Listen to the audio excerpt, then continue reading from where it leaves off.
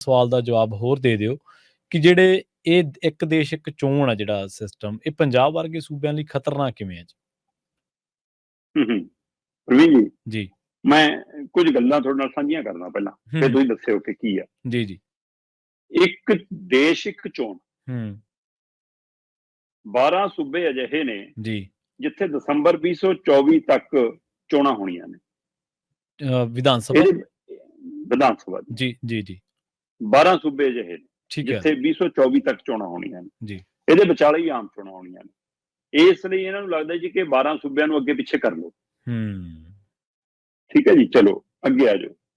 ਕਈ ਸੂਬੇ ਅਜਿਹੇ ਨੇ ਜਿੱਥੇ ਮਤਲਬ ਜਿਵੇਂ ਹੁਣ ਮੱਧ ਪ੍ਰਦੇਸ਼ ਆ, ਛੱਤੀਸਗੜ੍ਹ ਆ, ਰਾਜਸਥਾਨ ਆ, ਮਿਜ਼ੋਰਮ ਆ, ਤੇਲੰਗਾਨਾ, ਇਹਨਾਂ 'ਚ ਦਸੰਬਰ 2023 ਤੱਕ ਇਹ ਚੋਣ ਹੋਣੀ ਹੈ।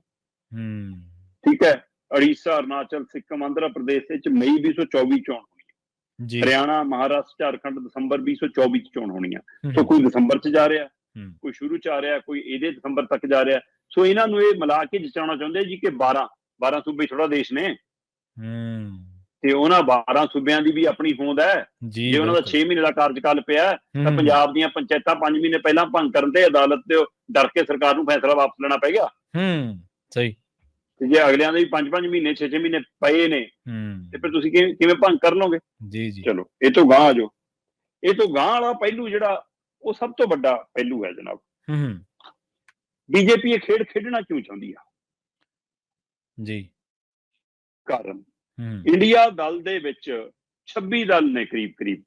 ਹੂੰ, ਉਹਨਾਂ 26 ਦਲਾਂ ਦੇ ਵਿੱਚੋਂ ਜੇਕਰ ਇਕੱਠੀਆਂ ਚੋਣਾਂ ਹੁੰਦੀਆਂ ਤਾਂ ਬਹੁ ਗਿਣਤੀ ਖੇਤਰੀ ਦਲ ਆਪਣੇ ਸੂਬਿਆਂ ਚ ਉਲਝ ਕੇ ਰਹਿ ਜਾਣਗੇ। ਜੀ।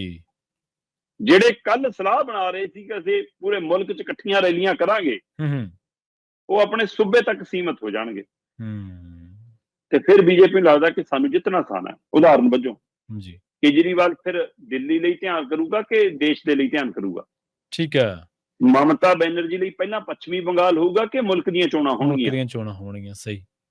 ਠੀਕ ਹੈ ਨਾ। ਹੂੰ, ਹੈ ਪੰਜਾਬ 'ਚ ਅਕਾਲੀ ਦਲ ਲਈ ਜਾਂ ਪੰਜਾਬ ਦੀ ਮੌਜੂਦਾ ਸੱਤਾਧਾਰੀ ਤੇ ਆਮ ਆਦਮੀ ਪਾਰਟੀ ਲਈ ਪੰਜਾਬ ਪਹਿਲਾਂ ਹੋਊਗਾ, ਅਕਾਲੀ ਦਲ ਲਈ ਪੰਜਾਬ ਪਹਿਲਾਂ ਹੋਊਗਾ, ਕਿ ਸੂਬੇ 'ਚ ਪ੍ਰਚਾਰ ਲੈ ਕੇ ਜਹਾਜ਼ ਉਡਾਉਣਾ ਪਹਿਲਾਂ ਹੋਊਗਾ?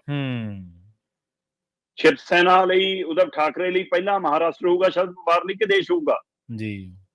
ਹੈ ਮਹਿਬੂਬਾ ਮੁਫਤੀ ਤੇ ਉਮਰ ਅਬਦੁੱਲਾ ਲਈ ਪਹਿਲਾਂ ਜੰਮੂ ਕਸ਼ਮੀਰ ਹੋਊਗਾ ਕਿ ਦੇਸ਼ ਹੋਊਗਾ? ਦੇਸ਼ ਹੋਊਗਾ, ਬਿਲਕੁਲ ਸਹੀ ਹੈ। ਸੋ ਇਸ ਲਈ ਬੀਜੇਪੀ ਨੂੰ ਇਹ ਲੱਗਦਾ ਕਿ ਜੇਕਰ ਇਹਨਾਂ ਨੂੰ ਆਪਣੇ ਆਪਣੇ ਸੂਬਿਆਂ 'ਚ ਉਲਝਾ ਦਈਏ, ਇਹ ਆਪਣੀਆਂ ਵਿਧਾਨ ਸਭਾ ਚੋਣਾਂ 'ਚ ਉਲਝ ਜਾਣ, ਅਸੀਂ ਬਰਾਬਰ ਲੋਕ ਸਭਾ ਚੋਣ ਕਰਾ ਕੇ ਰਾਸ਼ਟਰੀ ਕੇਂਦਰ ਲਿਆ ਕੇ ਵੋਟਾਂ ਇਕੱਠੀਆਂ ਪਵਾ ਕੇ 77% ਫਾਰਮੂਲੇ ਤੇ ਕੰਮ ਕਰ ਲਈਏ। ਜੀ। ਦੂਜਾ ਪਹਿਲੂ, ਪੰਜਾਬ ਲਈ ਇਹ ਕਿਵੇਂ ਖਤਰਨਾਕ? ਹਾਂਜੀ। 1.5 ਸਾਲ ਹੋਇਆ ਜੀ, ਹਲੇ 6 ਮਹੀਨੇ ਹੋਰ ਲੰਘ ਜਾਣਗੇ, 2 ਸਾਲ 3 ਸਾਲ ਪਹਿਲਾਂ ਤੁਸੀਂ ਸਾਡੀ ਸਰਕਾਰ ਭੰਗ ਕਰ ਦੋਗੇ ਕਿ ਜੇ ਰਾਸ਼ਟਰਪਤੀ ਰਾਜ ਨਹੀਂ ਲੱਗਦਾ ਤਾਂ ਇਸ ਫਾਰਮੂਲੇ ਤਹਿਤ ਭੰਗ ਕਰ ਦੋ। ਹੈ ਪੰਜਾਬ ਦੇ ਲੋਕਾਂ ਨੇ 92 ਐਮਐਲਏ ਇੱਕ ਪਾਰਟੀ ਦੇ ਚੁਣੇ ਨੇ ਤੇ ਕੁੱਲ 117 ਐਮਐਲਏ ਚੁਣੇ ਨੇ ਆਪਣੀ ਪਸੰਦ ਦੇ। ਹਾਂਜੀ। ਉਹ 92 ਜਾਂ 117 ਨਲਾਇਕ ਨੇ, ਚੁੱਪ ਨੇ, ਗੂੰਗੇ ਨੇ, ਬੋਲੇ ਨੇ, ਅੰਨੇ ਨੇ, ਨਹੀਂ ਬੋਲਦੇ ਪੰਜਾਬ ਦੇ ਹੱਕਾਂ ਲਈ। ਹਾਂਜੀ। ਪਰ ਪੰਜਾਬ ਨੇ ਚੁਣੇ ਤਾਂ 5 ਸਾਲ ਲਈ ਨੇ ਹੈਗੇ ਨੇ, ਬਿਲਕੁਲ ਸਹੀ ਹੈ। ਕੋਈ ਨਾ, ਅਸੀਂ 5 ਸਾਲ ਬਾਅਦ ਹਿਸਾਬ ਲੈ ਲਾਂਗੇ, ਪਰ ਤੁਹਾਨੂੰ ਸੰਵਿਧਾਨਕ ਤੌਰ ਤੇ ਕਿਹਨੇ ਹੱਕ ਦਿੱਤਾ ਕਿ ਤੁਸੀਂ ਸਾਡੇ ਮੁਲਕ ਨਾਲ, ਸਾਡੇ ਸੂਬੇ ਨਾਲ ਧੱਕਾ ਕਰੋ? ਚਾਹੇ ਉਹ ਦੇਸ਼ ਪੱਧਰ ਤੇ, ਸੂਬੇ ਦੇ ਪੱਧਰ ਤੇ। ਦੂਜਾ ਪਹਿਲੂ, ਇਸ ਲਈ ਸੰਵਿਧਾਨਕ ਤੌਰ ਤੇ ਸਿੱਧਾ ਗਲਤ ਹੈ ਤੇ ਇਹਨੂੰ ਚੁਣੌਤੀ ਸੁਪਰੀਮ ਕੋਰਟ ਤੱਕ ਮਿਲਣੀ ਹੈ। ਫਿਰ ਲੈ ਲੈਣ ਪੰਗਾ ਜੀ। ਜਿਹੜੇ ਸੂਬਿਆਂ ਦੀਆਂ ਸਰਕਾਰਾਂ ਪਹਿਲਾਂ ਭੰਗ ਕਰਨਗੇ, ਉਹ ਅਦਾਲਤ ਦਾ ਬੂਹਾ ਨਹੀਂ ਖੜਕਾਉਣਗੇ। ਠੀਕ ਹੈ, ਬੀਜੇਪੀ ਵਾਲੀਆਂ ਜਾਂ ਬੀਜੇਪੀ ਦੀਆਂ ਹਮਾਇਤੀ ਸਰਕਾਰਾਂ ਚੁੱਪ ਕਰ ਜਾਣਗੀਆਂ। ਬਾਕੀ ਕਿਉਂ ਚੁੱਪ ਕਰਨਗੀਆਂ? ਦੂਜਾ ਸਭ ਤੋਂ ਅਹਿਮ ਪਹਿਲੂ ਹੈ ਜਿਹੜਾ ਇਹਦੇ ਵਿੱਚ, ਜਦੋਂ ਇਕੱਠੀਆਂ ਚੋਣਾਂ ਹੋਣਗੀਆਂ, ਅੱਜ ਪੰਜਾਬ ਦੇ ਵਿੱਚ ਲੋਕ ਸਭਾ ਦੀਆਂ ਔਰ ਆਪਣੀਆਂ ਵਿਧਾਨ ਸਭਾ ਦੀਆਂ ਚੋਣਾਂ ਇਕੱਠੀਆਂ ਨੇ, ਤੇ ਫਿਰ ਚੋਣ ਮੁੱਦਾ ਕੀ ਹੋਊਗਾ? ਦੇਸ਼ ਦੀ GST ਜੀ, ਦੇਸ਼ ਭਰ ਦੇ ਵਿੱਚ ਸਰਕਾਰੀ ਰੁਜ਼ਗਾਰ, ਮੈਂ ਵਿਦੇਸ਼ ਨੀਤੀ, ਹੈ ਨਾ? ਪੰਜਾਬ ਦੇ ਮੁੱਦੇ ਕਿੱਥੇ ਜਾਣਗੇ? ਫਿਰ ਬਿਲਕੁਲ ਸਹੀ ਹੈ, ਬਿਲਕੁਲ ਸਹੀ ਹੈ। ਕਿੱਥੇ ਹੋਊਗਾ ਪੰਜਾਬ ਦੇ ਪਾਣੀਆਂ ਦਾ ਮੁੱਦਾ?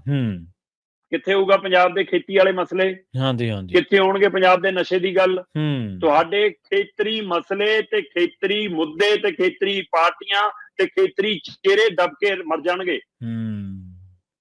ਇਹ ਸੂਬਿਆਂ ਦੇ ਹੱਕ ਖੋਣ ਦਾ ਇੱਕ ਨਵਾਂ ਤਰੀਕਾ, ਇੱਕ ਦੇਸ਼ ਇੱਕ ਚੋਣ ਜੀ ਜੀ ਪੂਰੇ ਮੁਲਕ ਦਾ ਕੇਂਦਰੀਕਰਨ ਕਰਨ ਦਾ ਇੱਕ ਨਵਾਂ ਤਰੀਕਾ, ਇੱਕ ਦੇਸ਼ ਇੱਕ ਚੋਣ।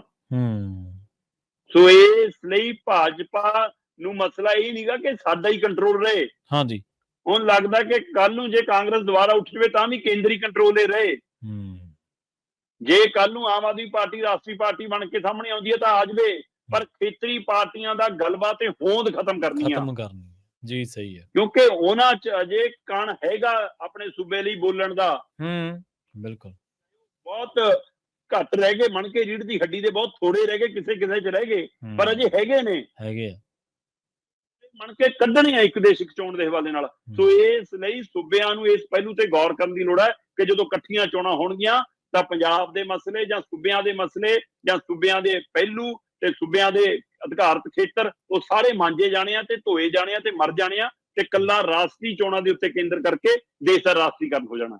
ਜੀ ਜੀ ਅਸਲ ਦੇ ਵਿੱਚ ਜਿਹੜਾ ਮੂਲ ਜਿਹੜਾ ਭਾਵਨਾ ਨਾ ਦੇਸ਼ ਦੀ ਬਣੀ ਹੋਈ ਕਿ ਇੱਕ ਜਿਹੜਾ ਦੇਸ਼ ਇੱਕ ਚੋਣ ਵਾਲਾ ਸਿਸਟਮ ਹੈ, ਦੇਸ਼ ਹੈ ਯੂਨੀਅਨ ਆਫ ਸਟੇਟਸ, ਤੇ ਇਹ ਸੂਬਿਆਂ ਨੂੰ ਮਿਲਾ ਕੇ ਮੁਲਕ ਹੈ। ਸੂਬਿਆਂ ਨੂੰ ਮਿਲਾ ਕੇ ਮੁਲਕ ਹੈ, ਹਾਂਜੀ ਬਿਲਕੁਲ। ਤੇ ਦੂਜੀ ਗੱਲ ਸ਼ਰਮਾ ਜੀ ਹੈ, ਜਿਵੇਂ ਤੁਸੀਂ ਪੰਜਾਬ ਦੇ ਹਵਾਲੇ ਨਾਲ ਗੱਲ ਕੀਤੀ ਨਾ ਕਿ ਆ ਜਿਹੜੀਆਂ ਜੇ ਚੋਣਾਂ ਏਦਾਂ ਹੁੰਦੀਆਂ ਤਾਂ ਹੱਕ ਮਾਰੇ ਜਾਣਗੇ, ਇਹ ਸੰਘੀ ਢਾਂਚੇ ਦੀ ਫੈਡਰਲਿਜ਼ਮ ਦੇ ਵੀ ਭਾਵਨਾ ਦੇ ਬਿਲਕੁਲ ਉਲਟਾ। ਪਰ ਇੱਥੇ ਤੁਸੀਂ ਦੇਖੋ ਕਿ ਜਿਹੜੀ ਪਾਰਟੀ ਸੰਘੀ ਢਾਂਚੇ ਲਈ ਲੜਦੀ ਰਹੀ, ਜਿਨ੍ਹਾਂ ਨੇ ਜੇਲ੍ਹਾਂ ਕੱਟੀਆਂ, ਉਹ ਕਹਿੰਦੇ ਜੀ ਸਵਾਗਤ ਕਰੀ ਜਾਂਦੇ ਹੋ। ਤਾਂ ਮਤਲਬ ਕਾਹਲ ਪਤਾ ਨਹੀਂ ਕਾਹਦੀ ਹੋਈ ਪਈ ਹੈ ਇੰਨੀ ਕਿ ਬਈ ਕੋਈ ਗੱਲ ਇਹ ਜੀ ਰਹਿ ਨਾ ਜਾਵੇ ਕਿ ਜਿਹੜੀ ਤੇ ਅਸੀਂ ਸਮਰਥਨ ਨਾ ਦੇਈਏ।